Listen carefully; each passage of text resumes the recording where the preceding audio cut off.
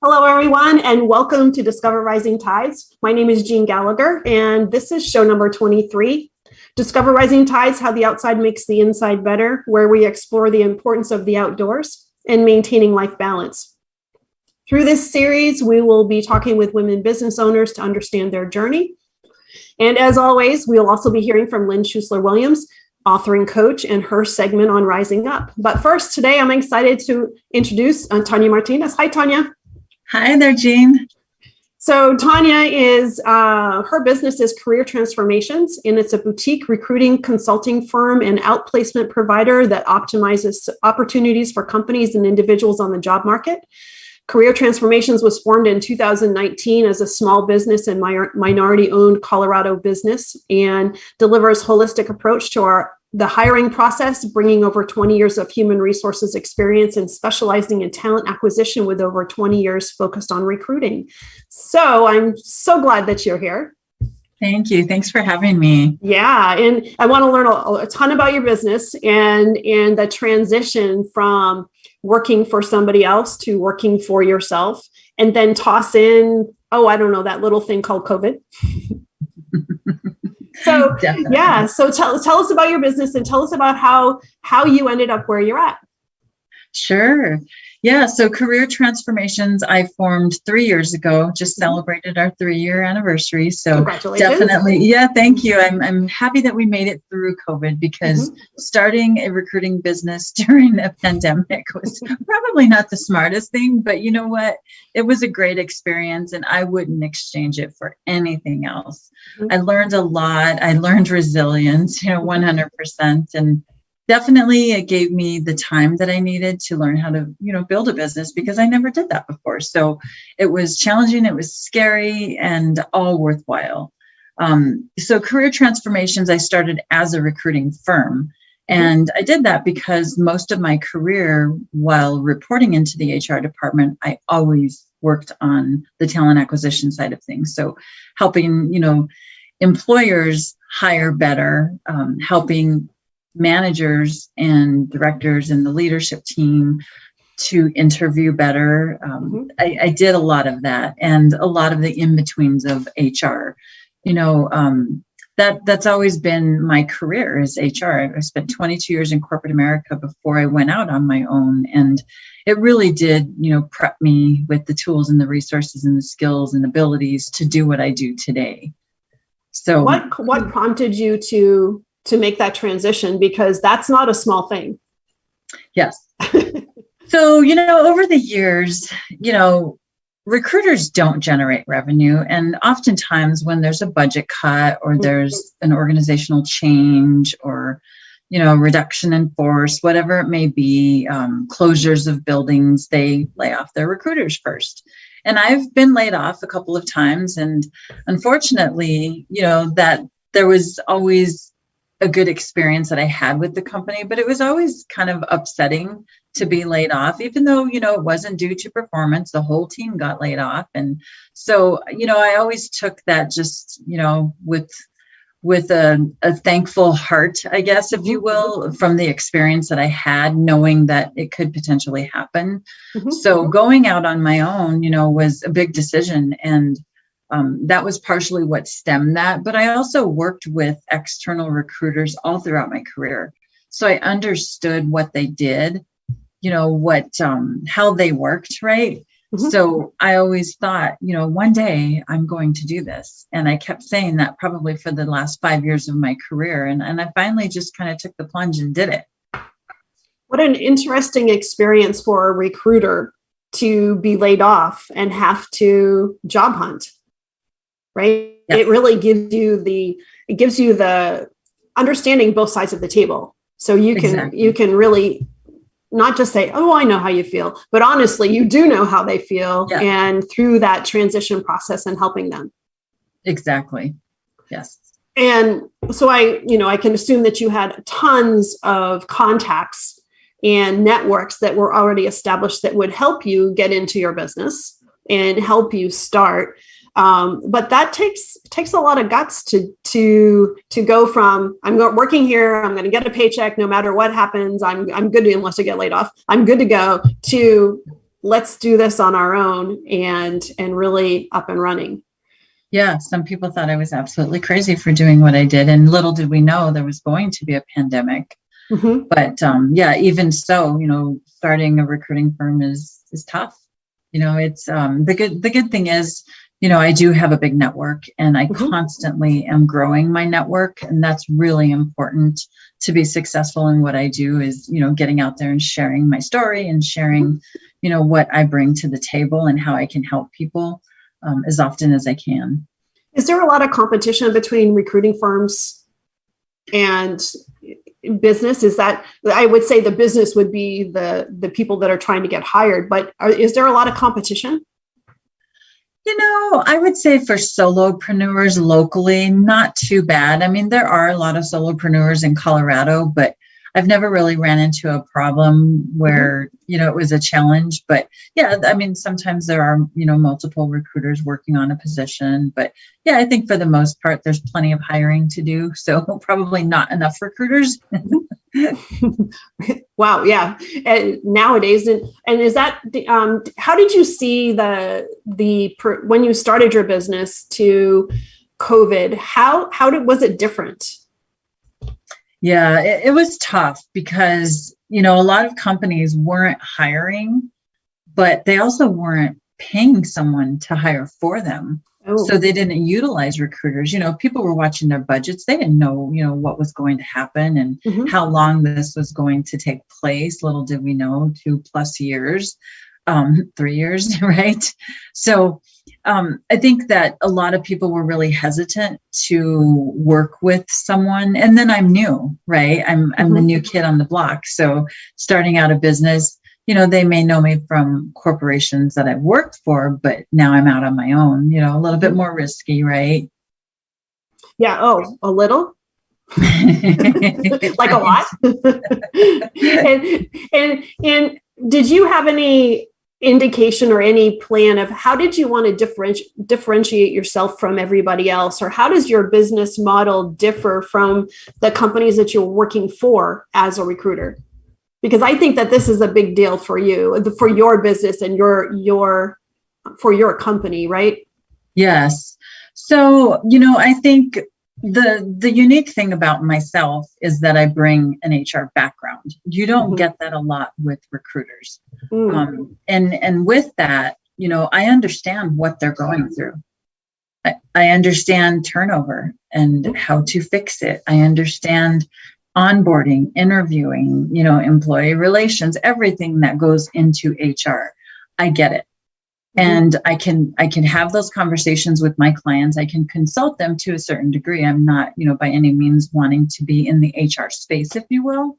But for the most part, I understand what they're going through and how difficult it is to hire. And I understand how to write a job description, and I can write one for you. And there's certain things that I can do from an HR perspective. So I really do bring a lot of value from that sense. And also, my business is onboarding and offboarding. So the other side of my business is outplacement, which when you exit people from your organization, it needs to be treated just as importantly as onboarding an employee. Oh, so right. I do bring, kind of the onboarding, offboarding experience when I've been laid off and to, I've had to lay off.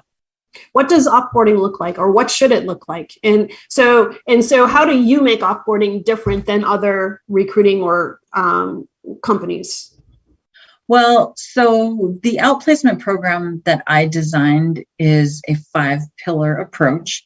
It's designed for organizations that don't have an HR presence, or maybe they have a team that doesn't have the bandwidth or knowledge, or maybe it's an owner of a company that has no team but has to, lay someone off, whether it's for budgets or performance or whatever it may be. So my 5 pillars supports an organization from beginning to end to make sure that they're compliant from an HR perspective, that they're doing the right thing, that they're being consistent, right? And so the second and third pillar are really around your finance and your benefits, where we can help them understand that this is what you have and what you're providing your employee with.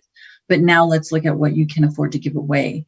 And then the fourth pillar is your EAP support, which helps from a mental health perspective, because we all know it's a difficult transition So we want to make sure that they're safe and they're heard. And then the fifth pillar is your more traditional outplacement offering, which is your career transition. And that really helps an employee land on their feet a little bit more comfortably with a coach to help them along the way, whether it's resume writing or career, coaching to its finest. So the offboarding piece not only supports the employer that's getting rid of the employee, for lack of couldn't come up with a better word. It also supports the exiting employee too. Yes. And that will also could lead to supporting that exiting employee to their new position as well. So It gives you some continuity from both ends of the spectrum, but also it helps fill your pipeline too. Yes. And one other thing that I'd like to add, which is really important, is, I've built a really awesome group of individuals. They are consultants that work in the program. Mm-hmm. And basically the thought process there was everybody needs a different coach. Everybody wants to work with someone that they click with, someone that understands them. Maybe, mm-hmm. Someone that's from their same, state or country. So I've built a very diverse team, folks that are, from multiple backgrounds and different experiences and thoughts and ideas. And, diversity is so important. And when you have a company that lays off 10 or 200-300 employees, you want to make sure that you have enough coaches to provide that option to say, someone that thinks like me. I want to work with somebody that gets me, right? So I'm in the process of building even a larger team to support that. And it's very important. Oh, wow. So that gives it really helps the relationship building part. Because every business is relationship building, honestly, right? But how important that is in your business, because you have relationships on many different levels. You have relationships with the business owners, and you have relationships with the incoming employees, as well as the exiting employees that will become an incoming employee someplace else, hopefully. Exactly. And then being able to create the right mix make it individualized. Yes. For each of the people. You got it. Yeah, and that's great. Ultimately, at the end of the day, it reduces risk for the employer, because you're providing a service that's going to help them land on their feet. It protects your brand, because when you don't do the right thing, we know what employees can do. They're upset and they were let go. And sometimes it's not, to any fault of their own. But sometimes, they'll go out and kind of, they can post comments and then really hurt the brand of the company that we work so hard to not only build, but, foster. And so you want to protect that. And then it also reduces unemployment costs. If we could get those folks employed sooner, that reduces, costs for the employers. Yeah, that's interesting. I honestly didn't think about the brand protection for the employer that helps protect that and keeps everything more cohesive, or I don't know, happy. Yeah, right? No, yeah. You're exactly right. Because when you don't do that, and I've been through this before, it's hard. It's difficult to overcome some of those Glassdoor comments. It could be so damaging. So, doing the right thing and putting, your best foot forward to help that employee, it doesn't cost a lot of money. Mm-hmm. So what does it look like when you're working with how does it differ? I guess, I don't even know if this is a question. So, but I'm going to ask it anyways, right? So how does it differ, your relationship with the potential employee or the outgoing employee? And how does it differ from your relationship with the employer? How does your business handle those different dynamics? Sure. So I personally will work with the client to understand what their needs are. So we do like a needs analysis and figure out exactly what pillar of service do they need. That helps me understand the business, understand, their needs better. And then I basically create a proposal, work with them, get the agreement in place, and start, getting that side of it. So, very, not, I don't want to say handheld, but I work with the client to get their needs down. And then once we get that, then we basically move to bringing the consultants into the picture. Every employee gets to go onto the website and they get to look at coaches and figure out, okay, these are the top 3 that I think I might be a good fit for. And they get to do their research on the coaches, and then basically they start working with that coach. If the employer selects services like HR services, benefits, finance, and EAP, those 4 packages, it's a very customized product or service. So basically they get to pick and choose what they want. They may have an HR department and not need any of that. So it's just really figuring out what they need and then customizing kind of their package, if you will. That's fantastic. So it can meet, and I would assume too that you're talking with them that you might be providing services that they didn't know they needed, but they do need and can take advantage of it. Yeah. Yep. Yeah, and, like the EAP. A lot of employers don't know the importance of EAP.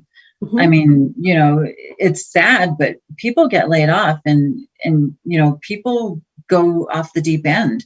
So you want to make sure that you're protecting them, and offering that service is one of the best things you can do. Even if it's just having a conversation with a counselor. I got laid off and I'm in the dumps, and just someone to lift you up a little bit. That's a tough time. Yeah, and you had mentioned, so two thoughts here. You had mentioned how even though you were laid off and it wasn't due to your performance, it was truly a business decision. That still is really can knock you back a little. Yes, definitely. And so I'm sure there are many people that have been laid off that it's not performance related, but still there is this piece of your ego that says, well, why wasn't I good enough? Or how can I be good enough next time to prevent it, where it wasn't their fault? Exactly. Yeah. And that will help that process. Yes. So how has your business changed? So much has changed since you went into business. So 2019 till now, we're in a different world, right? How has your business evolved, or how does it differ from the way that you had started it out to where it is now? Growth, I would say. In the beginning, I was starting, I was learning how to build a business, right? How to network, how to do sales, how to market. So I was learning a lot in the beginning, and, it takes time to build those relationships. It's knowing, liking, and trusting right before people refer you. So, a lot of networking and relationship building, which I'm really good at. Thankfully, I've always been good at that. So that's really important. And I think over the years, even now, someone referred a person to me that I met almost 3 years ago. Wow. And so sometimes it can take that long, so I would say growth in clients, growth in referrals. I've definitely seen a lot of change. Now things are turning around. Employers are starting to reach out more. I think, to some degree, a lot of people don't have a full HR team. So it makes sense to outsource recruiting or outplacement when you need to. And too, with business models changing now, where so many people are working from home, or maybe do you think that they're also heading towards outsourcing for HR and things more than they would have been prior to COVID? I'm seeing a bit more, I would say, than I've seen before. Yeah. Yeah. And so you're in Colorado. Yes. And in the Denver area. And so are most of your clients in the Denver area, or what areas do you service?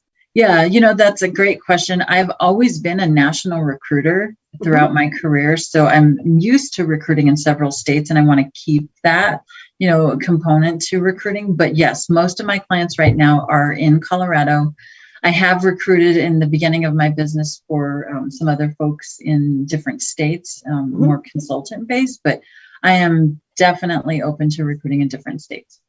And do you have a particular type of business that fits well with your business, or a niche, or or does it really not matter?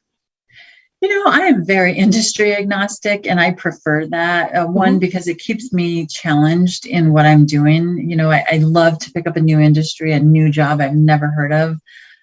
It lets me put my researching hat on and kind of go to, figure out what this person does and what they're looking for. So, yeah, I like to, executive space would be my primary preferred role to work on, but I'm not opposed to working on, manager and up positions.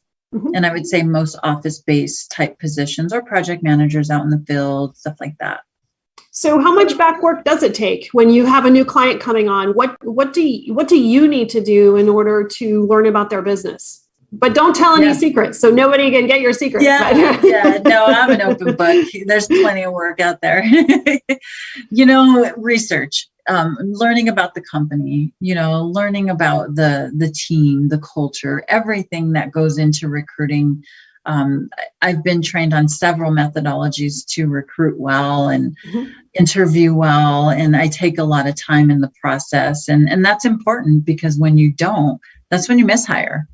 And so I've learned to be very thorough in my process, but not thorough to the extent where it's delaying candidates. And, we've got 12 steps to get you hired. You have to be a little bit quicker than that. So, knowing, what's going on with your candidate at all times and keeping good communication is really important, because if they have 5 offers on the table, you better move quick or you're going to lose them, right? Right, exactly. But then you have to know, you can't move too quick, because then you're not going to learn what you need to learn about that candidate because you're rushing through the process. So it's just a good balance that you have to find. And that's part of the holistic approach that your company brings to the table, right? And one of the things that I learned about you is one of the consistent themes about everything is helping people. Yes. And whether it's helping the employees or the employers, that's really a consistent common theme within your company, right? Yes. I am definitely a helper. I was raised by 2 beautiful parents that have been married 60 years, and wow, just very giving people. And, HR was a perfect career for me because I had the opportunity to work closely with people, to help people every single day. So I've just enjoyed this career to the fullest. It's the best thing that could have ever happened to me from a career standpoint. That's fantastic. And so as far as the business is concerned and your transition from being an employee to an employer, do you have any hints for people that are trying to make that decision, and should whatever business it happens to be, what are some of the factors that you considered when you decided to make the jump? Yeah, my first thing would be financial, right? That was very unexpected that I was going to be laid off 6 months after I was hired. So, I didn't have 3-4 years of income set aside, which would have been really nice. But I made it work. I think if you can save up money and work on building your business and your vision and everything that goes into putting your business together, that's helpful, because, when you don't have that backing, and I definitely am not one to, get into debt for, business. Yes, it happens sometimes, but that wasn't my initial thought. So I would say, being able to have a good amount of money set aside for if a pandemic hits, what to do, right? Yeah. You'll have a little on reserves for a couple of years. Right, because it is that unexpected that, and if anybody can start a business and make it through a pandemic, that business is going to last for a while. Yeah, without a doubt, because there's a lot of people that weren't as fortunate as you through that and decided to make a big decision before the pandemic happened. Yeah. So you're developing a business, you're in the growth mode, you're building a team. So now are you looking to hire for your team as well as hiring for other companies? Not quite yet. Yeah, I really want to do things right. And, if anything, I might bring on like a sourcer to help kind of filter through applicants as things pick up. The consultants that I have, I currently have 15 consultants that work for me through the outplacement division. So as that picks up, I'll get more. But as far as full-time employees, probably not for a year or so. Yeah, I'm very boutique. But that keeps it personal too. Yes. So there's this fine line between growth and maintaining a personal relationship or a personal touch on your business. That can be challenging to continue to do that if you grow too quickly. Yes.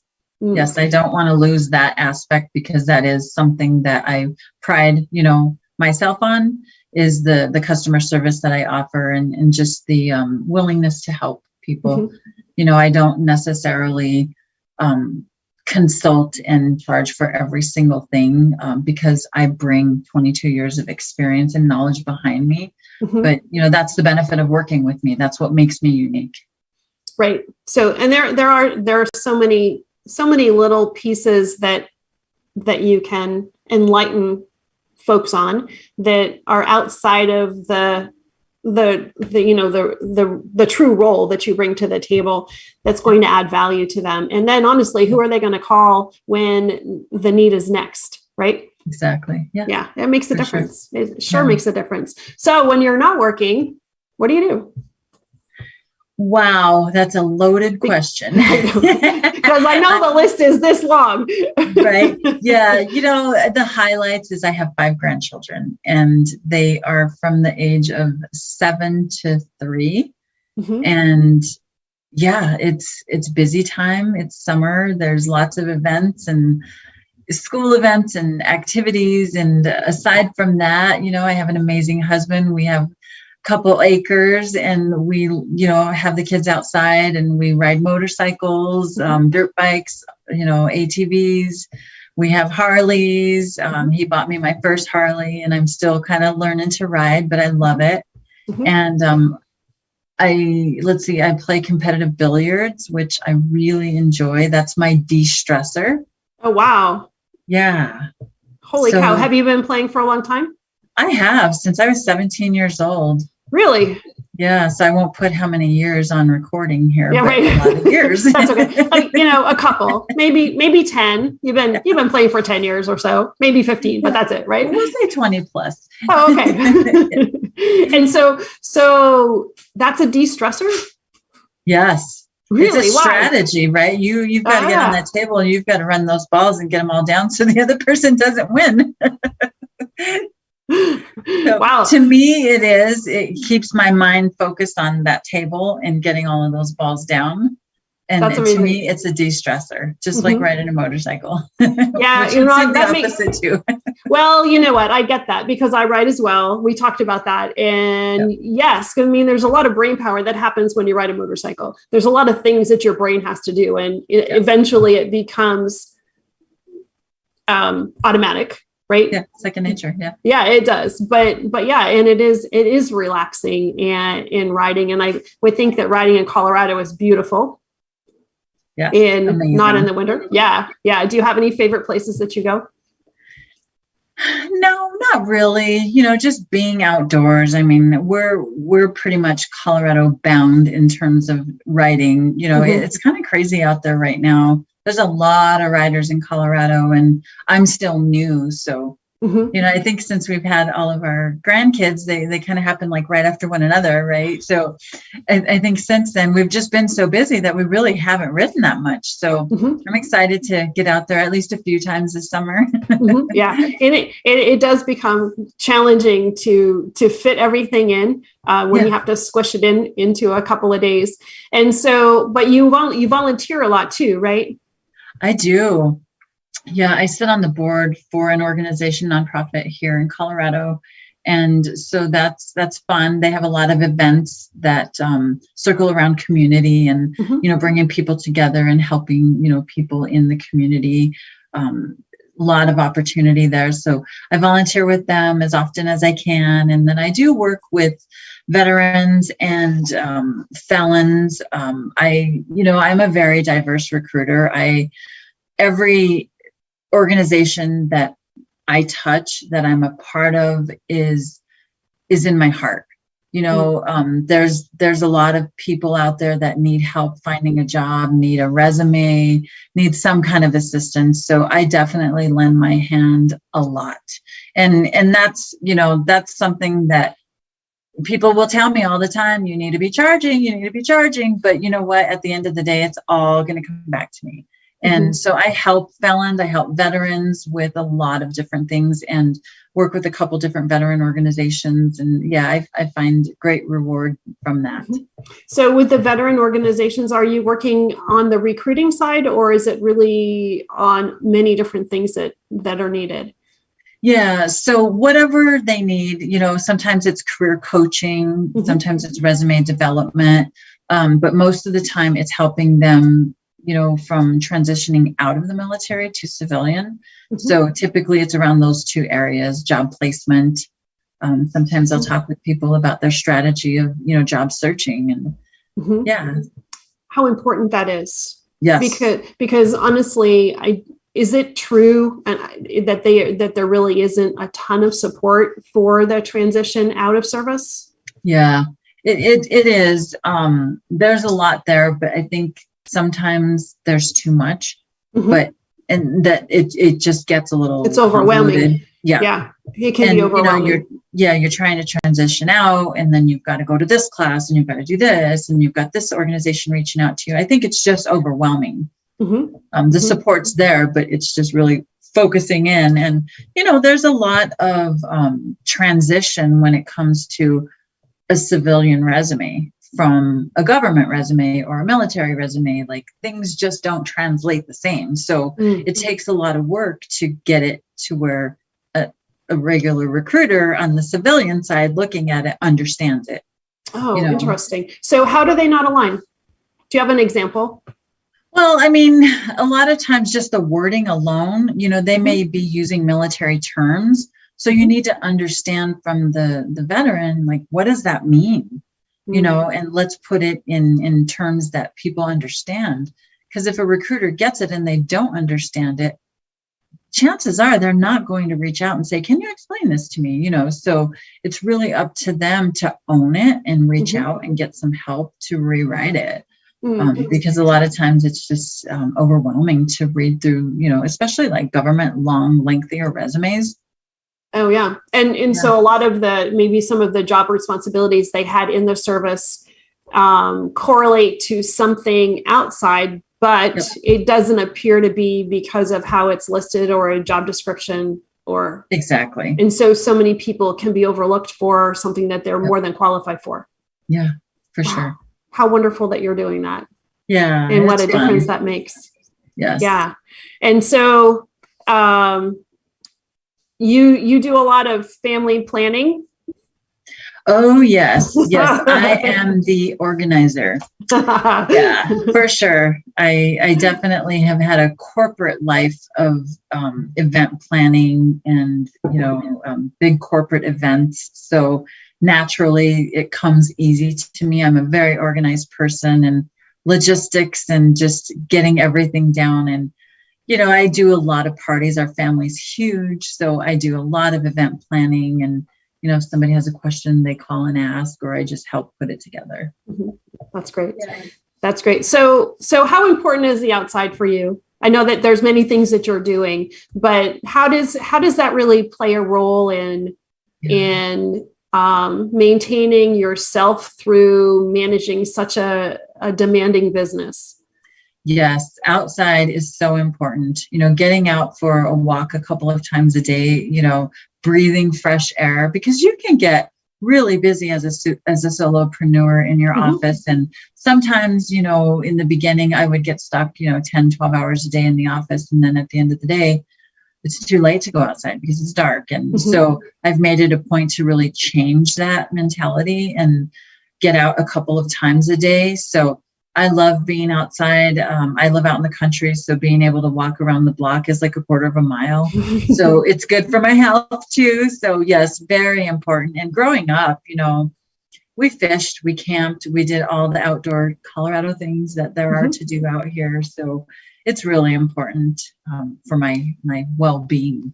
It does make a difference. And there's so many reasons, or actually they're excuses. There's so many excuses that we all tell ourselves that, oh, we're too busy. Oh, it's too cold. Oh, it just snowed. Oh, it's this. Oh, it's that. And then after, a couple hours later, it's, geez, I really should have shut up and done something.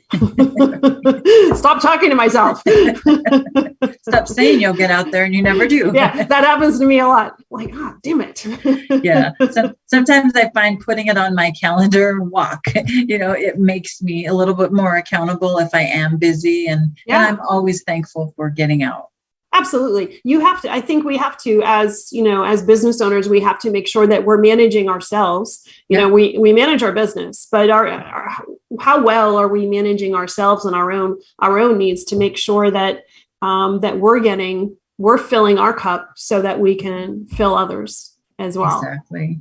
Yeah. So here's the typical, question, where do you see yourself in 5 years? Right. So where do you see your business in 5 years? What do you have any thoughts of where you'd like to move towards? I love where I'm at. I love what I do. I would like to obviously see a few more clients. I don't want to get to the point where I'm overwhelmed, I'm stressed. That's not fun for me. And believe it or not, I'm hitting 50. So I'm excited, where I'm at. And I do want to retire by the time I'm, 60, if not a little bit after that. So, yes, it's hustle and bustle until then. And I'm happy that I'm in the place that I'm in, because the quality of service that I offer to my clients is the most important. And, so being able to, work on, a few positions a month is good for me. I don't want to get to the point of exhaustion or burnout, because I've been there before. And I've seen people and what it does to you and how it breaks you down. And that is not anything that, I want to do. Yeah. And that's the privilege of being a business owner, is that you can control that. And I think that that's wonderful, that the vision is not to lose that, because when you start to lose that and you start going after dollars, there's the personal touch and the important things that you don't realize that you're doing right now that are going to just fall to the wayside if you decide to get to that burnout point. Yes, exactly. And I want to offer a service that's affordable. Yes, I need to make money. We all do, but I'm not driven that way. I'm just not. You're driven to make a difference. Yep, exactly. That's fantastic. So where can people find you? And what's the best way to get in touch with you? Yeah, so LinkedIn is a good way. My website, is careertransformationsdenver.com. And then, of course, my email is info@careertransformationsdenver.com. And my phone number's on there. My Calendly link is on there as well. If anybody wants to book time, I have several slots that they can select from. But I'm happy to talk with, anybody that needs help, right? And so the process for somebody that is in transition and going for, looking for a new job is they can reach out to you and have a consultation to figure out if there should be next steps, or how does that work? I'm just making all this up. So you tell me. You're totally fine. You're totally fine. So the clients that I work with are typically people that are hiring. I'm constantly talking, to people that are on the job market. I may not have an opening, but, there's an opportunity that I can connect you with someone that does, of course, I would love to fill the position, but if I don't have the client or I don't have the position, I'm still going to help you as much as I can. So people that are kind of reaching out are most likely business owners that are reaching out to you. Yes. And then their consultation is to figure out what you can bring to the table for getting them talent. Yes, exactly. Yep. Great. I do about an hour consultation with my clients to really learn the ins and outs of what they're looking for. And is that in person or virtually, or yes, both? Yeah, both. I'm open to meeting in person and virtually. Wonderful. Great. Yeah, no, I want to thank you so much, Tonia. I'm so glad, that the benefit of COVID is that we met, because without COVID, we met through a common contact, right? And then as we're getting together, realizing that more people that I know, and it's amazing how small the world is, and COVID's really done a great job bringing us together. Exactly. No, I appreciate you taking the time to No, talk with me and learn more. Yeah, I love it. And thanks so much for sharing your business and your journey. I appreciate it. Yes. Thanks, Jean. Have a good day. You're welcome. Take care. Hi, Lynn. So excited for you to be here again. And as always, for your Rising Up segment. So what insight do you have for us today? Well, Jean, I'm thrilled to be here. And I've been thinking a lot about the tools that we use to get better in life, right? As I'm always thinking about that. And one of those that has come up for me and I've had a lot of focus on lately that goes really well with this experience of the outside making the inside better is journaling. So journaling is one of those things you can do it anywhere. I love little lightweight journals that fit in my backpack or in my bag or that fit in a back pocket or whatever so that I can take them with me into the out of doors. I also love journaling indoors on a rainy day. And sometimes my journaling is written words and sometimes it's pictures and creative application of images. All kinds of things can go in a journal. And it's a great way to kind of have a brain dump that gets your creative juices flowing when you're stuck, or that helps you process a problem or an idea. Journaling is this amazing transformational tool that people have been using since people have been writing. So writing and drawing and making images. So I'm really excited about journaling. I've put together a free journaling prompt called Journaling Wisdom. It's at journalingwisdom.com and it's a 22-day totally free prompt if you're interested in starting your journaling. If you're like I was and have this shelf full of blank journals or journals that have 3 pages written in them, then this is what to do with those. Don't throw them out.